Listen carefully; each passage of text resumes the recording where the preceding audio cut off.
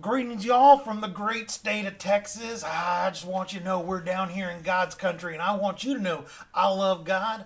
I love Jesus. I love the Longhorns. I love everything. I love that blonde-haired, blue-eyed Jesus, and I read my Bible every year, all the way through from the cover up to the maps. I read it all every single year. I go to church like 10 times a week. I show up there on Sundays, twice on Sundays. I come during the week. I pray for my people that I'm around, and I read that Bible so much. And that Bible tells me the difference between right and wrong. And the more I read it, I realize there's a lot of wrong people out there. There's some sinners out there, and because they're sinners, God's going to bring down that hellfire and brimstone on them. And I'm looking at you. You know, you dirty sinners, who you are. And I want you to know God hates that sin. God hates what you're doing. And if you don't turn, you're going to burn.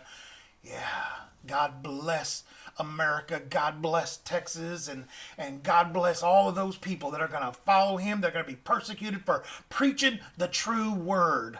That's all I got to say. That's all I got to say about that.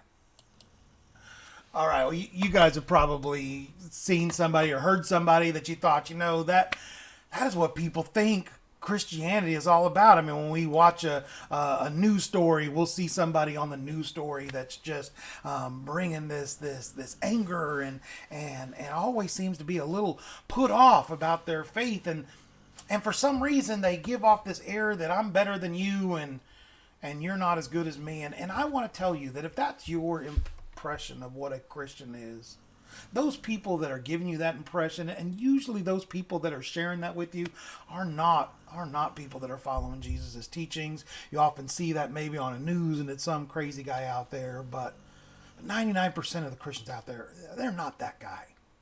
They're not that person. You see, when we read the Bible, if we really truly call ourselves Christians, and the early Christians were called Christians because people were calling them little Christs, followers of Jesus, but they were copiers of Jesus and what they were doing. And people knew that they were Christians, and the Bible said people will know you're Christians by your love. By the way that we love one another is the way that people will identify us as Christians. And honestly, that is one of the hallmarks of what it is to be a Christian. Jesus preached a sermon, the Sermon on the Mount. It's one of the most famous sermons preached ever. And whether you're a Christian or not a Christian, you can read the truths, the lessons that are taught in the Sermon on the Mount, and realize that Jesus was a wise man, Jesus was a moral man, and Jesus didn't hold us to this judgmental standard, but he did hold us to a high standard that he wanted us to follow. He wanted us to be better than we had been in the past. He wanted us to be able to live a life of joy, live a life that was as pure as possible. And he was calling us to do that through his teachings, and then ultimately through his life and his death and his resurrection. He's showing us that we have the power to believe in him. We have the ability to be able to follow him, and he's going to give us the power to be able to do this. But in that Sermon on the Mount, I want us to look at one little passage. In Matthew chapter 5, beginning in verse 43, it says, "You have heard that it was said, 'Love your neighbor and hate your enemies.'" That's the image we get sometimes when we think about Christians. They hate their enemies. They're going to love God. They're going to love their church. They're going to love their people. But man, they're really going to yell at you and wail at you and hit you over the head with the Bible if you're one of their enemies. But I tell you, this is what Jesus said. It's different than what maybe we think Christians traditionally have believed. But I tell you, love your enemies and pray for those who persecute you, so that you may be children of your Father in heaven. For he causes his sun to rise on the evil and the good, and sends rain on the righteous and the unrighteous.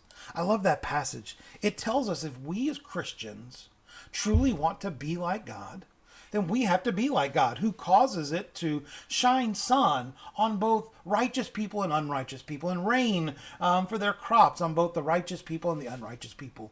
God doesn't pick and choose favorites. He doesn't get down there and say, "I love you and I'm gonna get you."